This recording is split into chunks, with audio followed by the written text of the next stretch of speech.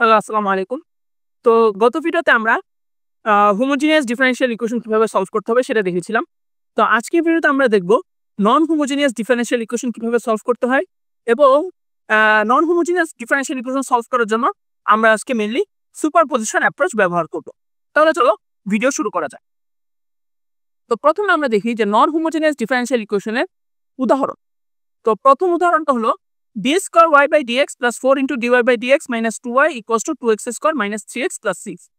তো এখানে মেইনলি উদাহরণে মূল যে বিষয়টা আমি তোমাদেরকে দেখতে বলবো সেটা হলো যে এই 2x square minus 3x plus 6 এই জায়গাটা। তো দেখো নরমালি হোমোজিনিয়াস ডিফারেনশিয়াল ইকুয়েশনে কি ডিফারেনশিয়াল ইকুয়েশনটা ইকুয়ালস টু 0 হয়, কিন্তু নন হোমোজিনিয়াসে 0 না হয়ে বরং x এর কোন একটা ফাংশন হয়। এখানে পলিনোমিয়াল আছে 2x square minus 3x plus 6 একটা পলিনোমিয়াল, যেখানে পলিনোমিয়ালের জায়গায় কোন একটা ট্রাইগোনোমেট্রিক ফাংশন ইত্যাদি অনেক কিছুই থাকতে পারতো। তো আমরা আরেকটা উদাহরণ দেখি যে y double prime minus 6y prime plus 11y equals to 5 into e to the power x। তো এখানে জাস্ট আমরা dy বাই dx বা d square y by dx square এভাবে না লিখে জাস্ট প্রাইম হিসাবে লিখেছি। সে এই দুটোটাই কি নন হোমোজিনিয়াস ডিফারেনশিয়াল ইকুয়েশন উদাহরণ। যদি আমরা এটা আগে পড়ে এসেছি, জাস্ট এখানে কি এই বিষয়টা রিপিট করলাম। তো এবার আমরা দেখব যে সুপারপজিশন থিওরেম কি। তা আমরা মেইন উদাহরণ অর্থাৎ প্রবলেম সলভ করার আগে আমরা দেখব যে আমরা একটা গুরুত্বপূর্ণ থিওরেম দেখব, সেটা হলো সুপারপজিশন থিওরেম। তো সুপারপজিশন থিওরেমটা মেইনলি কি বলতেছে? সুপারপজিশন থিওরেমটা মূলত বলতেছে যে যদি কোনো একটা ডিফারেনশিয়াল ইকুয়েশনের solution g1 of x plus g2 of x হয়, তাহলে এরপরে আমরা যদি g1 of x এর শুধুমাত্র ডিফারেনশিয়াল ইকুয়েশনটা ইকুয়ালস টু আমরা লিখলাম g1 of x, g1 of x লিখে আমরা একটা সলিউশন বের করলাম যেটাকে আমরা বললাম y1, এবং g2 of x লিখে আমরা একটা সলিউশন বের করলাম যেটাকে আমরা বললাম y2।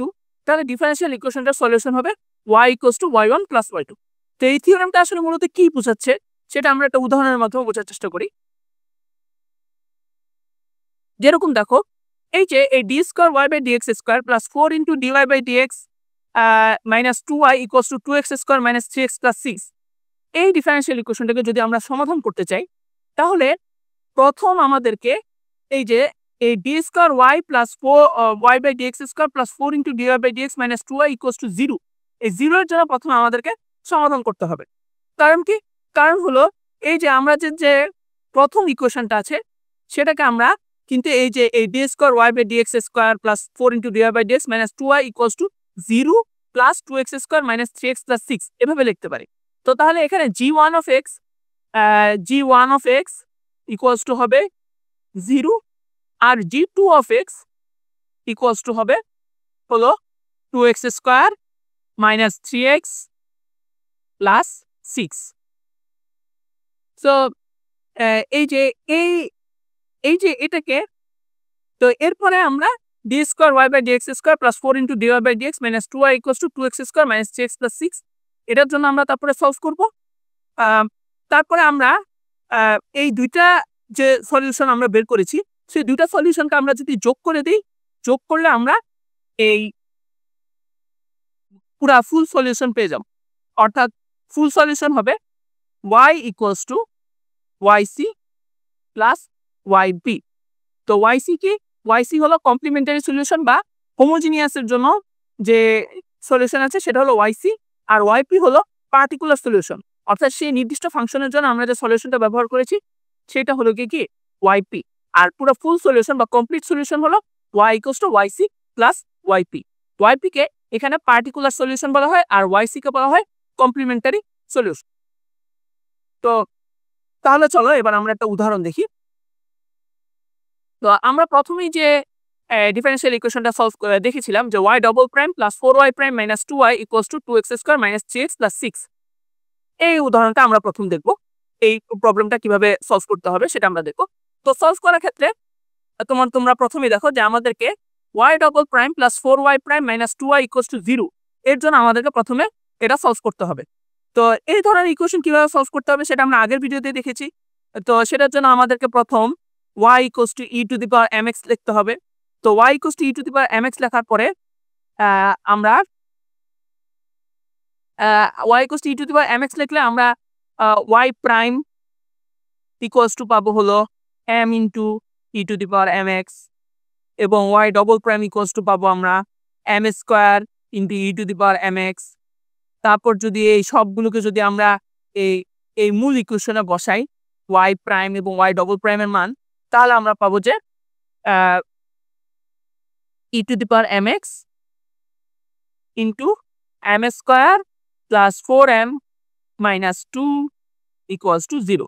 এরপর যদি m এর জন্য আমরা সলভ করি তাহলে আমরা দেখবো যে m equals to minus 2 minus root over 6 আর হলো m equals to minus 2 plus root over 6। তো এই যে দেখো এখানে আমরা এই যে কমপ্লিমেন্টারি সলিউশন আমরা তাহলে যা শুধু yc equals to c1 into e to the power minus 2 minus root over 6 into x plus c2 into e to the power minus 2 plus root over 6 into x। তো আমরা এই এই ধরনের ইকুয়েশন কিভাবে সলভ করতে হয় সেটা কিন্তু আমরা ডিটেইলসে গত ভিডিওতে দেখেছি। তো তোমরা কেউ যদি এই ইকুয়েশন কিভাবে সলভ করতে হয় সেটা যদি ভুলে যাও তাহলে আমার পরামর্শ থাকবে তোমরা ওই ভিডিওটা আরেকবার দেখো। তো তাহলে তো আমরা এই যে আগে যে ইয়াটা করলাম সেটাকে আমরা মিনিমাইজ করে এখানে রাখলাম। তো এখন আমরা সুপারপজিশন অ্যাপ্রোচ নিয়ে সুপারপজিশন অ্যাপ্রোচের মাধ্যমে আমরা সলভ করব, যে অর্থাৎ ইকুয়েশনের পরের পার্টটা সলভ করব, অর্থাৎ এই যে এই y double prime plus 4y prime minus 2y equals to 2x square minus 3x plus 6 এই পার্টটা আমরা সলভ করব। তো সুপারপজিশন অ্যাপ্রোচ, তো আলোচনা শুরু করার আগে আমরা একটু কথা বলে নিই যে সুপারপজিশন অ্যাপ্রোচটা মূলত কি। সুপারপজিশন অ্যাপ্রোচটা হলো যে তুমি যেই ফাংশনটার জন্য সলভ করবা তুমি ধরে নিবা যে এটার কাছাকাছি বা এটার অনুরূপ একটা ফাংশন হলো এই ফাংশনের একটা সলিউশন। যেরকম দেখো আমাদের এখানে এই মূল আমরা বের করবো হলো এই 2x square minus 3x plus 6 এটার জন্য, ঠিক আছে। তাহলে আমরা ধরে নিব যে এই যে পার্টিকুলার ফাংশন বা পার্টিকুলার সলিউশনটা হবে ax square plus bx plus c টাইপের। আমরা কেন এটা ধরলাম, কারণ দেখো এই যে মূল ফাংশনের সাথে গিয়ে এটার একটা সাদৃশ্য আছে। তো কিভাবে কোন ফাংশনের জন্য yp কিরকম হবে সেটার একটা চার্ট আছে, সেটা আমরা পরবর্তীতে দেখব। তো আগে আমরা মেইন জিনিসটা দেখি যে তাহলে yp ইকুয়ালস টু যদি আমরা ax square plus bx plus c লিখি তাহলে yp প্রাইম ইকুয়ালস টু হবে 2ax প্লাস b আর yp ডবল প্রাইম হবে জাস্ট 2a। এখন তাহলে yp যদি এই ডিফারেনশিয়াল ইকুয়েশনের একটা সলিউশন হয় তাহলে আমরা বলতে পারি যে yp double prime plus 4yp prime minus 2yp equals to 2x square minus 3x plus 6। এখন আমরা যদি এই yp prime yp double prime এবং yp এর সবগুলো ভ্যালু এই মূল ইকুয়েশনে বসাই, তাহলে মূল ইকুয়েশনে বসিয়ে তারপর যদি রিঅ্যারেঞ্জ করি তাহলে আমরা দেখতে পাবো যে x স্কয়ারের কোএফিসিয়েন্ট আসে মাইনাস 2a, x এর কোএফিসিয়েন্ট আসে 8a মাইনাস 2b এবং কনস্ট্যান্ট ভ্যালু আসে 2a plus 4b minus 2c। তো তাহলে আমরা এখন জাস্ট এই যে কোএফিসিয়েন্ট গুলোকে আমরা যদি জাস্ট এই যে সমান করে নিই অর্থাৎ যে সহগ সমীকৃত করি তাহলে আমরা দেখতে পাবো যে মাইনাস 2a ইকুয়ালস টু 2 অথবা a ইকুয়ালস টু মাইনাস 1। তারপর একইভাবে 8a minus 2b equals to negative 3 অথবা 2b equals to 3 plus 8 into minus 1 অথবা b ইকুয়ালস টু নেগেটিভ 5/2। এরপরে আমরা লিখবো যে 2a plus 4b minus 2c equals to 6 অথবা 2 into minus 1 plus 4 into minus 5/2 minus 2c equals to 6 অথবা c equals to negative 9। সুতরাং yp equals two হবে হলো minus x square minus 5/2 into x minus 9।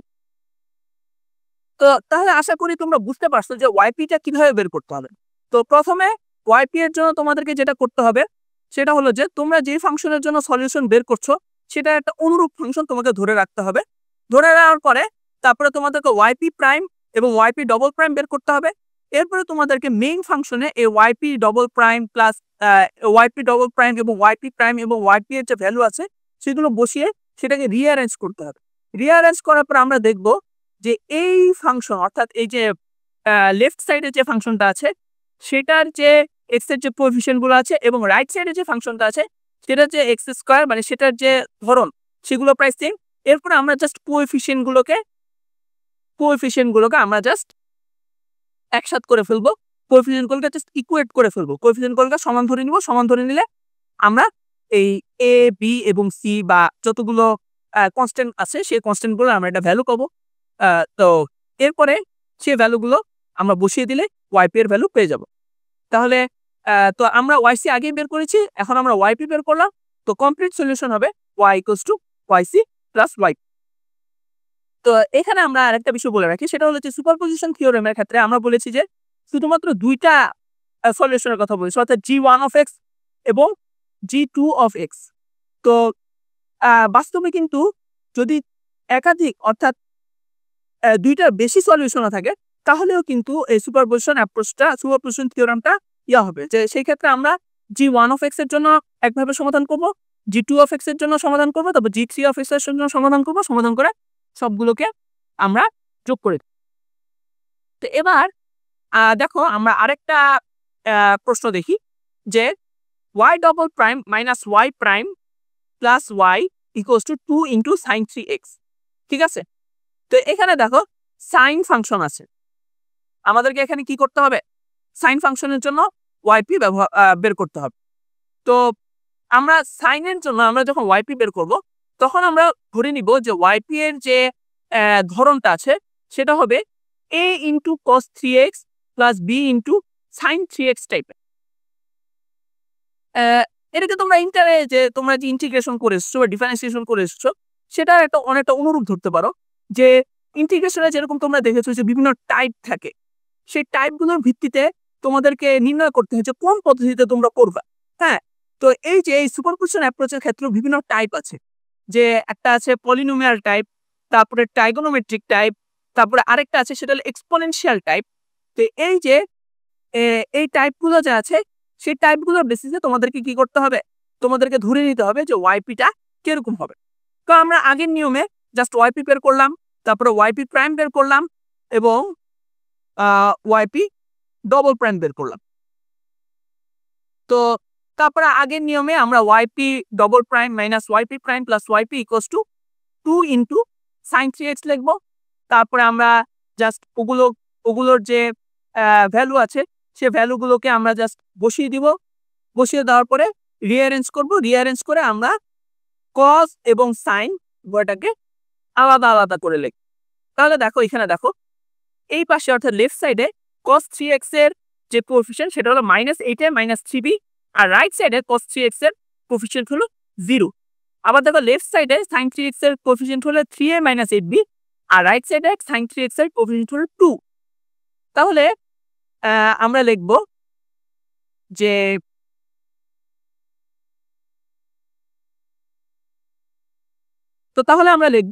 যে -8a minus 3b equals to 0 এবং 3a minus 8b equals to 2। তো এই দুইটা ইকুয়েশনকে আমরা যদি সলভ করার পরে আমরা দেখতে পাবো যে a ইকুয়ালস টু 6/73 আর b ইকুয়ালস টু -16/73। তো এটাকে যদি আমরা মূল্যায়তে বসাই তাহলে আমরা দেখব যে yp equals to 6/73 into cos 3x minus 16/73 into sin 3x। তো এখানে মেইন বিষয়টা হলো যে তোমাকে yp এর কারেক্ট যে ফর্মুলাটা আছে অর্থাৎ yp যে কারেক্ট যে ফর্মটা আছে সেটা ফার্স্টে তোমাকে নির্ণয় করতে হবে। সেটা নির্ণয় করার পরে জাস্ট বাকিটা জাস্ট রুটিন ক্যালকুলেশন, তোমাকে জাস্ট বিভিন্ন অ্যালজেব্রিক ম্যানিপুলেশনের মাধ্যমে তোমাকে জাস্ট এই যে আনডিটারমাইন্ড যে কোএফিশিয়েন্ট গুলো আছে অর্থাৎ যে কোএফিশিয়েন্ট গুলো যে কনস্ট্যান্ট গুলো আছে যে কনস্ট্যান্ট গুলো আছে সেই কনস্ট্যান্ট গুলোর ভ্যালু নির্ণয় করতে হবে। সেই কনস্ট্যান্ট গুলোর ভ্যালু নির্ণয় করলে তুমি yp এর সলিউশন বা yp এর মান পেয়ে যাবে। তো এবার আমরা দেখব যে কোন ধরনের ইকুয়েশনের জন্য অর্থাৎ কোন ধরনের ফাংশনের জন্য কিরকম yp এর মানটা কিরকম হবে। যেরকম দেখো আমরা যদি ধরে নিই যে আমরা একটা জেনারেল ডিফারেনশিয়াল ইকুয়েশন ধরে নিলাম যে an into d to the power n of dx to the power n plus an minus 1 into d to the power n minus 1 plus এরকম plus a naught into y। তো এখানে দেখো an minus 1 তারপর a not এগুলো কিন্তু just একটা constant coefficient, ঠিক আছে। তো আমরা ধরে নিলাম যে এই ফাংশনটার অর্থাৎ এই ডিফারেনশিয়াল ইকুয়েশনটার সলিউশন হলো জি অফ এক্স। তো তাহলে আমরা দেখবো যে এই জি অফ এক্স এর প্রথম আমরা যেটা দেখবো জি অফ এক্স এর ফর্ম কিরকম, এরপরে আমরা সেটার ভিত্তিতে ওয়াইপি এর মান ওয়াইপি এর ফর্ম নির্ণয় করব। যেরকম দেখো জি অফ এক্স যদি কনস্ট্যান্ট হয় বা 1 হয়, জি অফ এক্স যদি 1 অথবা যে কোনো কনস্ট্যান্ট, এটা 3 4 5 6 বা যে কোনো কনস্ট্যান্ট হতে পারে, তখন আমাদেরকে ওয়াইপি ইকুয়ালস টু এ ধরতে হবে। তারপরে g of x equals to যদি এক্স স্কয়ার মানে স্কয়ার হয়, তাহলে আমাদেরকে a x square plus b x plus c ধরতে হবে।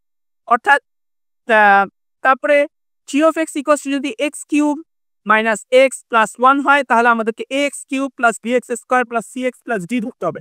অর্থাৎ এখানে মূল বিষয়টা হলো যে জি অফ এক্স যদি কোনো পলিনোমিয়াল হয়, তাহলে পলিনোমিয়ালের যে সর্বোচ্চ পাওয়ারটা আছে, হ্যাঁ, আমাদের ওয়াইপি এর ফর্ম হবে সেরকম একটা পলিনোমিয়াল যেটার সর্বোচ্চ পাওয়ার হলো ওটা সমান। যেরকম দেখো এক্স স্কয়ার একটা পলিনোমিয়াল, এই পলিনোমিয়ালের সর্বোচ্চ পাওয়ার কত 2।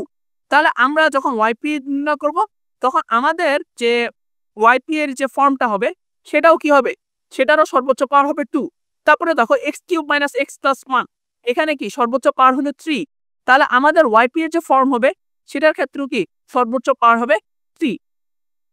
তো একইভাবে যদি 4 5 6 হয়, তাহলে সেই ক্ষেত্রে আমরা কি করব, আমরা ওয়াইপি এর যে ইয়া আছে ফর্ম আছে, সেই ক্ষেত্রে আমাদের ওয়াইপি এর ইয়া হবে ও 4 5 অথবা 6। ঠিক আছে, তো আই হোপ এটা তোমাদের বুঝতে তেমন একটা কষ্ট হওয়ার কথা না। তো এখন যদি পলিনোমিয়াল না হয়ে যদি সাইন বা কজ হয়, তাহলে কি হবে? দেখো সাইন এ এক্স যদি হয়, হ্যাঁ, তাহলে যদি জি অফ এক্স অর্থাৎ সাইন এ এক্স টাইপের হয়, যেরকম অর্থাৎ এটা হতে পারে সাইন 3x বা সাইন 4x বা সাইন 5x, বা সাইনের শুরুতে কোনো একটা কনস্ট্যান্ট থাকতে পারে, যেরকম 5 অথবা 6, এরকম কোনো একটা কনস্ট্যান্ট থাকতে পারে, সেই ক্ষেত্রে আমরা ওয়াইপি এর ফর্ম ধরবো a into sine a x plus b into cos a x. অথবা তুমি a into sine a x না ধরে a into cos a x plus b into sine a x ধরতে পারো।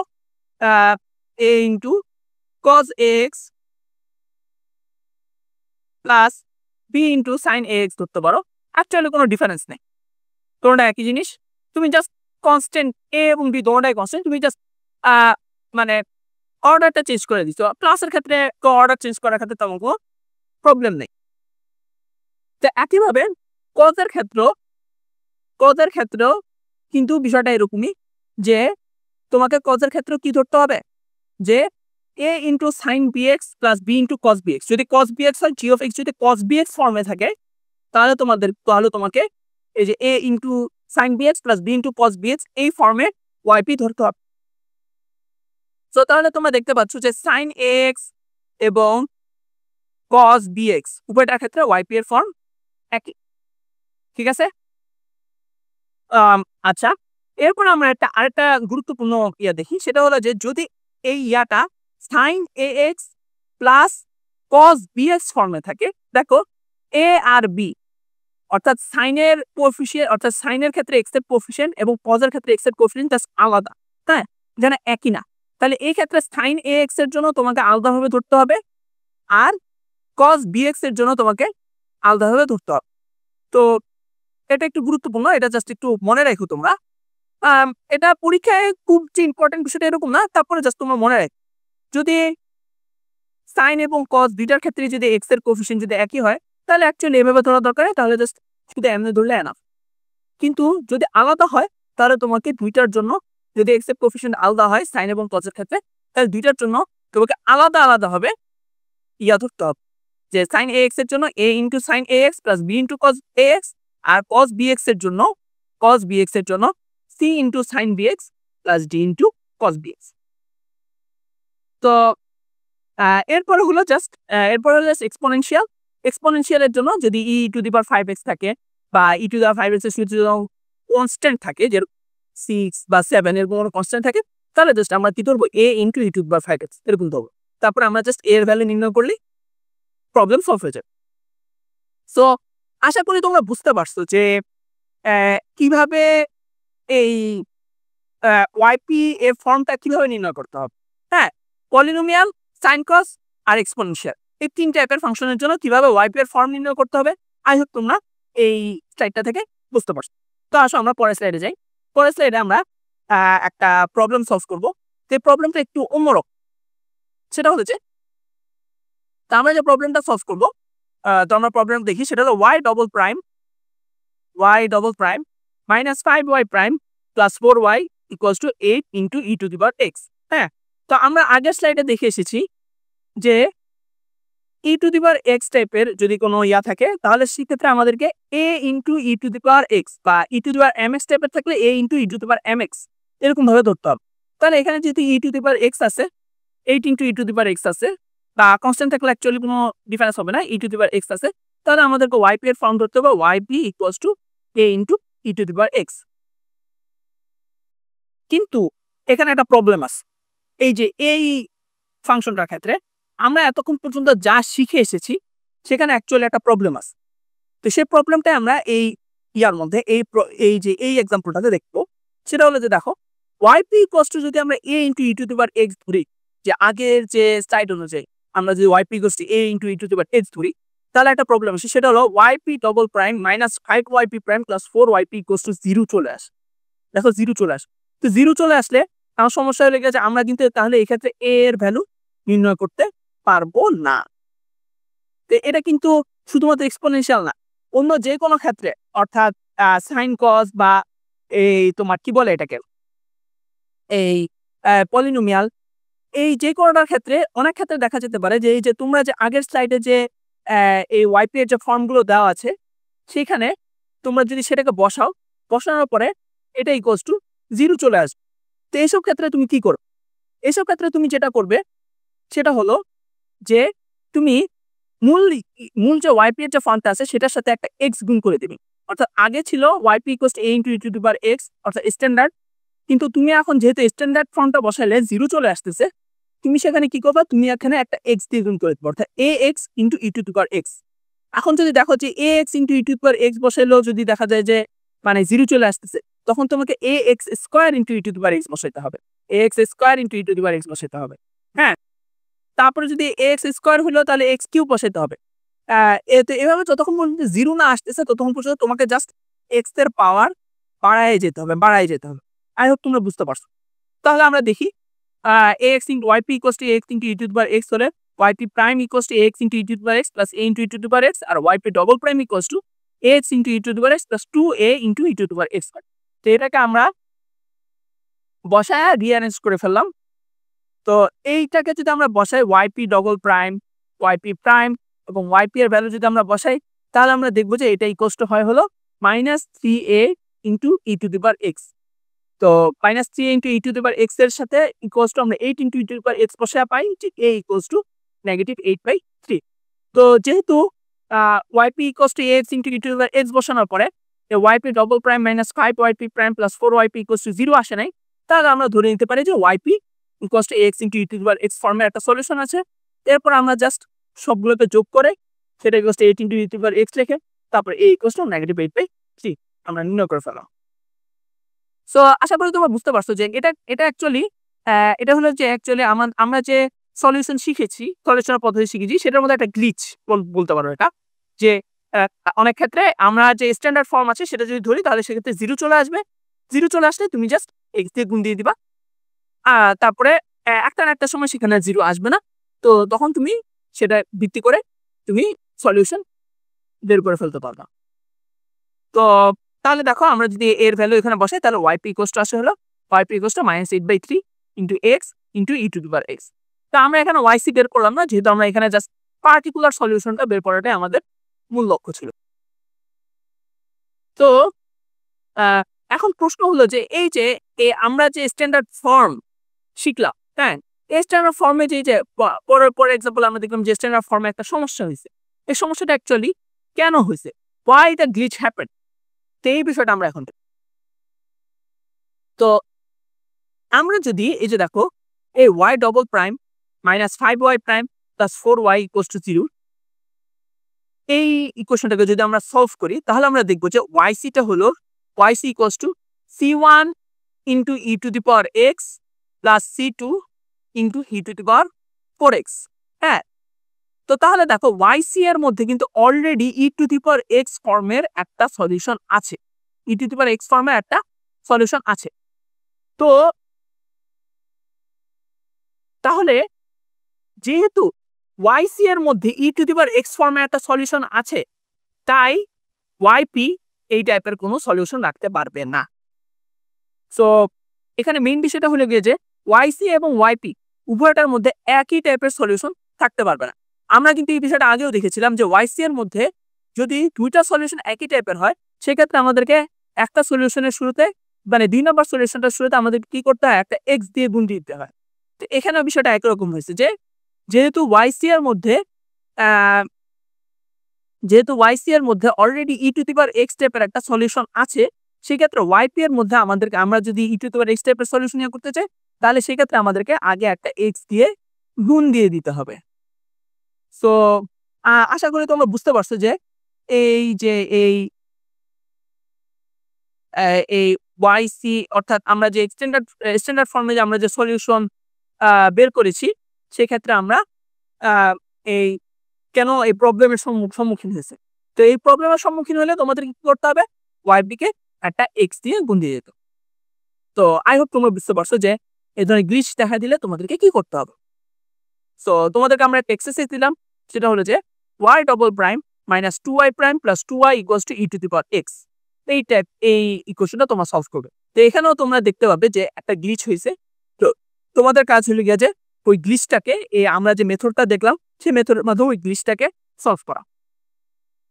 সো এবার আমরা আরেক ধরনের কিছু প্রবলেম দেখব, যেখানে জাস্ট g of x এর একটা ফর্ম নেই, বরং সেখানে g of x দুইটা ফর্মের গুণফল, দুইটা বা একাধিক ফর্মের গুণফল। দেখো আমরা এখন যে প্রবলেমটা দেখবো সেটা হলো y double prime minus 8y prime plus 25y equals to 5x cube minus 7 into e to the power minus x। তাহলে দেখো এখানে কিন্তু আমরা আগে যে পড়ে এসেছি জাস্ট সেভাবে করলে কিন্তু হবে না, কারণ দেখো এখানে g of x হলো পলিনোমিয়াল। এই যে দেখো এই যে পলিনোমিয়াল 5x কিউব মাইনাস 7 আর e to the power minus 6 অর্থাৎ exponential function g of x এখানে পলিনোমিয়াল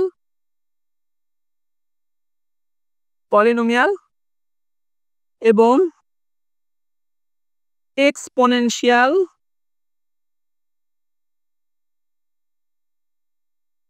এর ফাংশনের গুণফল।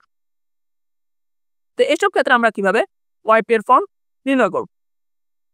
তো এসব ক্ষেত্রে আমরা যেটা করব, আমরা ফার্স্টে এই পলিনোমিয়ালের জন্য এই যে স্ট্যান্ডার্ড ফর্ম, যে yp এর যে স্ট্যান্ডার্ড ফর্ম সেটা আমরা নির্ণয় করব। সেটা হলো যে দেখো 5x কিউব মাইনাস 7, এখানে সবচেয়ে মানে বড় পাওয়ার হলো 3, তাহলে আমাদের yp এর ফর্ম হবে ax cube plus bx square plus cx plus d।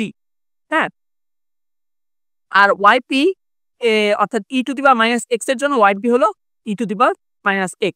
হ্যাঁ, তো এখানে একটা জিনিস খেয়াল করো যে আমরা কিন্তু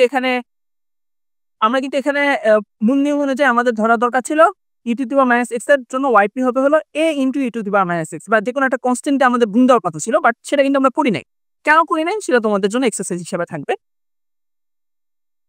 ওকে, তাহলে এবার খেয়াল করো, তাহলে 5x cube minus 7 into e to the power minus x, এটার জন্য yp হবে x cube plus bx square plus cx plus d into e to the power minus x। হ্যাঁ, তো আমরা যদি এখন যদি yp এর এই ভ্যালু বসায় দিয়া yp প্রাইম এবং yp ডবল প্রাইম এগুলো নির্ণয় করি, তাহলে আমাদের এই যে নির্ণয় করে তারপরে এটাকে জাস্ট সহগ সমীকৃত করি বা কোএফিসিয়েন্ট গুলোকে মিলাই, তাহলে আমাদের এই ইকুয়েশনটা সলভ হয়ে যাবে। সো আমরা এটা ডিটেলসে গেলাম না, তোমরা সবাই আশা করি ডিফারেন্সিয়েশন এবং ইন্টিগ্রেশন কিভাবে করতে হয় সেটা জানো। yp প্রাইম এবং yp ডবল প্রাইম কিভাবে বের করতে হবে সেটা আশা করি তোমরা বুঝতে পারছো। তো তোমরা এই বাকি অংশ তোমরা নিজেরা করে নিবে। তো এবার আমরা সিমিলার টাইপের আরেকটা এক্সাম্পল দেখি, সেটা হলো যে y double prime minus 4y equals two x into cos x।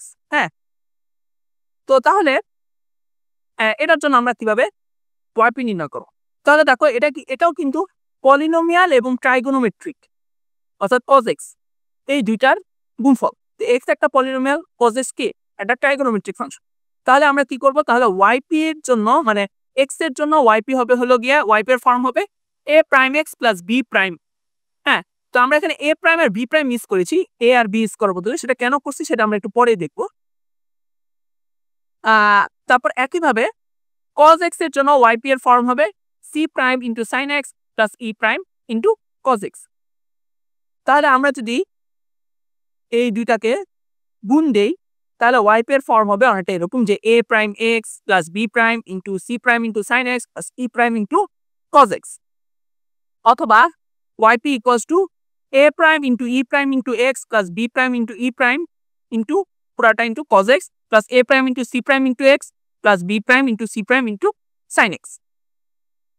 তাহলে এখন একটা জিনিস খেয়াল করো, এ প্রাইম আর ই প্রাইম কিন্তু কি কনস্ট্যান্ট। হ্যাঁ, তো পুরা কনস্ট্যান্টটাকে আমরা জাস্ট একটা নর্মাল কনস্ট্যান্ট অর্থাৎ একটা কনস্ট্যান্টের মাধ্যমে প্রকাশ করতে পারি, অর্থাৎ a prime into e prime equals to আমরা এ লিখতে পারি। হ্যাঁ, তারপর একইভাবে b prime into e prime এটাও কিন্তু কি দুটো কনস্ট্যান্টের গুণফল, এটাকে আমরা জাস্ট বি দিয়ে প্রকাশ করতে পারি। একইভাবে এ প্রাইম ইন্টু সি প্রাইম এটাও দুইটা কনস্ট্যান্টের গুণফল, এটাকেও আমরা জাস্ট একটা কনস্ট্যান্ট সি দিয়ে প্রকাশ করতে পারি। আবার b prime into c prime এটাও দুইটা কনস্ট্যান্টের গুণফল, এটাকে আমরা জাস্ট একটা কনস্ট্যান্ট ই এর মাধ্যমে প্রকাশ করতে পারি। তাহলে আমরা যদি মানে রিফাইন করে লিখি তাহলে এক্স ইন্টু কজ এক্স এর জন্য ওয়াইপি এর হবে ওয়াইপি এর ফর্ম হবে x plus b into cos x plus c plus e into sine x. হ্যাঁ, সো এখানে মূল বিষয়টা যেটা সেটা হলো যে তোমাদের যদি অনেক সময় মনে না থাকে তাহলে সেক্ষেত্রে তোমরা এই জাস্ট শুধু এই প্রত্যেকটার জন্য আলাদা আলাদা হবে তোমরা লিখবা, এই যে ওয়াইপি এর ফর্ম লিখবা, কম লেখার পরে তোমরা গুণ করে দিবা, তারপরে প্রত্যেকটা কনস্ট্যান্টের গুণফল বা যোগফল সবগুলাকে কি করবা জাস্ট একটা কনস্ট্যান্ট হিসাবে তোমরা প্রকাশ করে দিবা, জাস্ট শুধু একটা কনস্ট্যান্ট হিসাবে প্রকাশ করে দিবা। এর মাধ্যমে তোমরা এখানে ওয়াইপি বের করে ফেলতে। তো ওয়াইপি যেহেতু বের হয়ে গেছে এরপরে তোমরা জাস্ট ওয়াইপি প্রাইম আর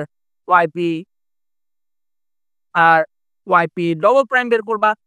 ওয়াইপি ডবল প্রাইম বের করলে এরপরে জাস্ট এটা তো জাস্ট নর্মাল প্রসিডিউরে তোমরা অঙ্ক করে ফেলবে। তো এবার আমরা দেখব যে আরো কিছু জি অফ এক্স এর কিছু ফর্ম দেখব যেখানে জি অফ এক্স শুধুমাত্র একটা ফাংশন না বরং দুইটা বা ততোধিক বা তিনটা ফাংশন, তিন টাইপের ফাংশনের গুণফল, সেক্ষেত্রে আমরা জি অফ এক্স কিভাবে নির্ণয় করব।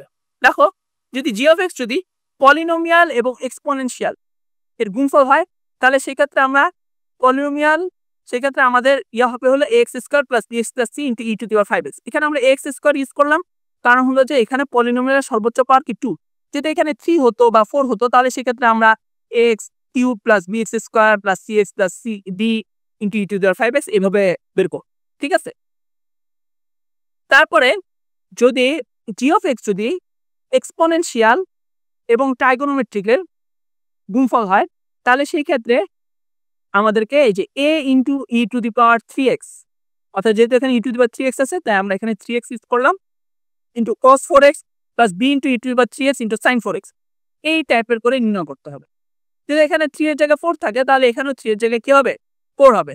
তারপর এখানে যদি 4 এর জায়গায় 6 থাকে বা 7 থাকে তাহলে এখানে 4 এর জায়গায় কি হবে 6 বা 7 হবে। আই হোপ তোমরা বুঝতে পারছো এই জিনিসটা কিভাবে কাজ করতেছে।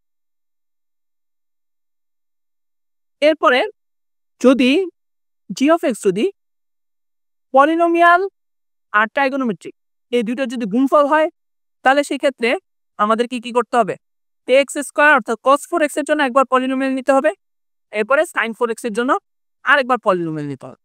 হ্যাঁ, এরপরে হলো যে যদি এরপরে লাস্ট ফাংশনটা খেয়াল করো, লাস্ট ফাংশনটা একটু ডিফারেন্ট,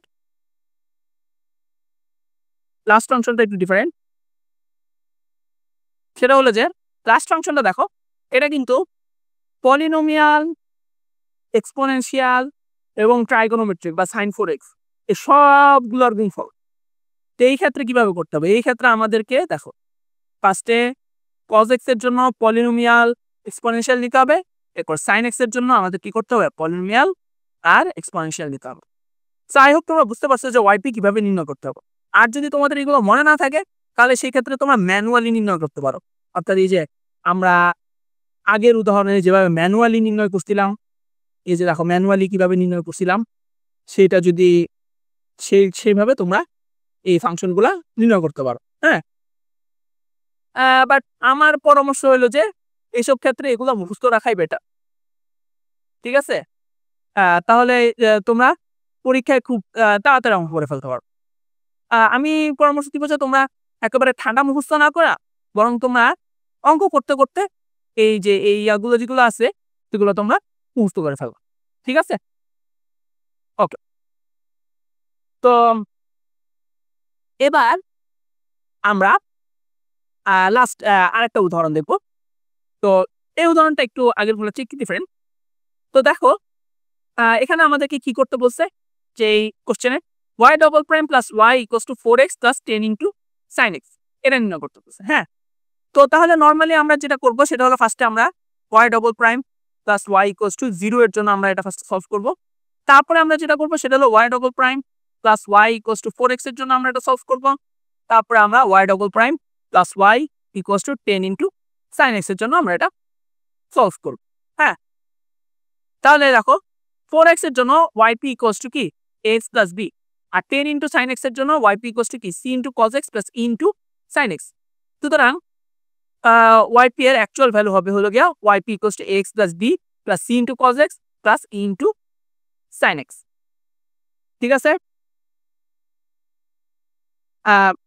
তো এখন দেখো একটা জিনিস, যে আমরা যদি অ্যাকচুয়ালি এই yc-টাকে সলভ করতাম, হ্যাঁ yc-টাকে আমরা যদি সলভ করতাম তাহলে আমরা দেখতে পাইতাম যে yc এর ফর্মও কিন্তু কি c into cos x plus e into sin x টাইপের। হ্যাঁ, তাহলে এই ক্ষেত্রে আমাদের কি করতে হবে, yp কে x দিয়ে গুণ দিতে হবে। তাহলে yp এর অ্যাকচুয়াল ভ্যালু, অ্যাকচুয়াল যে ফর্ম সেটা হবে হলো yp equals to x plus b plus cx into cos x plus ex into sin x। হ্যাঁ, তো এটা তোমাদেরকে দেখানোর, এই উদাহরণটা তোমাদেরকে দেখানোর মূল উদ্দেশ্যটা হলো গিয়া যে যদি yp যদি দুইটা ফাংশনের যোগফল হয়, অর্থাৎ g of x যদি দুইটা ফাংশনের যোগফল হয়, তাহলে সেই ক্ষেত্রে তোমরা কি করবা, সেই ক্ষেত্রে তোমরা এই প্রথম ফাংশনের জন্য একবার yp নির্ণয় করবা, তারপরে দ্বিতীয় ফাংশনের জন্য একবার yp নির্ণয় করবা, তারপরে জাস্ট দুইটাকে যোগ করে দিবে। ঠিক আছে? তো দুইটাকে যোগ করে দিলে তোমাদের কি হয়ে যাবে, আসল yp নির্ণয় হয়ে যাবে। ঠিক আছে?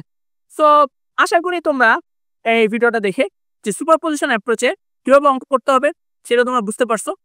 তো এখন তোমাদের যেটা কাজ সেটা হলো গিয়ে যে বেশি বেশি প্রবলেম সলভ করা। তো আমি এই যে আমার যে এক্সাম্পল আছে এই সবগুলো এক্সাম্পলই মেনলি ড্যানিস ডিলের বই থেকে নিয়েছি। তো তোমরা দেখবা যে তোমরা যে স্লাইডগুলো ভালোভাবে দেখো তাহলে তোমরা দেখবা যে কোন পেজ থেকে নেওয়া হয়েছে সেটা কিন্তু দেওয়া আছে। আমি মেনলি ড্যানিস ডিলের বইয়ের 11 নম্বর এডিশন ব্যবহার করছি। তো তোমাদের কাজ হলে গিয়ে যে এই ড্যানিস ডিলের বইতে যে ইয়াগুলো আছে, এই যে এই প্রবলেমগুলো দেওয়া আছে সেগুলো তোমরা সলভ করবা, যত বেশি সম্ভব সলভ করবা। আর তোমরা চাইলে তোমাদের যে টার্ম ফাইনালের যে প্রশ্ন আছে বা ইয়ার ফাইনালের যে প্রশ্ন আছে সেগুলো সলভ করতে পারো। সেগুলো সলভ করলে তোমাদের মধ্যে তোমাদের হাফ চলে আসবে এই সুপারপজিশন অ্যাপ্রোচে কিভাবে অঙ্ক করতে হবে। তো আচ্ছা, তো এখন আমরা সুপারপজিশন অ্যাপ্রোচে কিছু লিমিটেশন নিয়ে কথা বলব। এই সুপারপজিশন অ্যাপ্রোচ কিন্তু সব ধরনের ক্ষেত্রে প্রযোজ্য না। যেরকম দেখো g of x equals to যদি tan x হয় তাহলে কিন্তু তুমি সুপারপজিশন অ্যাপ্রোচ ব্যবহার করতে পারবা। বুঝতে পারছো?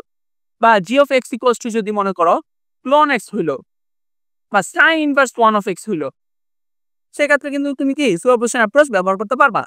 তো সুপারপজিশন অ্যাপ্রোচের ক্ষেত্রে একটা গুরুত্বপূর্ণ বিষয় হলো যে সুপারপজিশন অ্যাপ্রোচ শুধুমাত্র 3 টাইপের ফাংশনের জন্য প্রযোজ্য।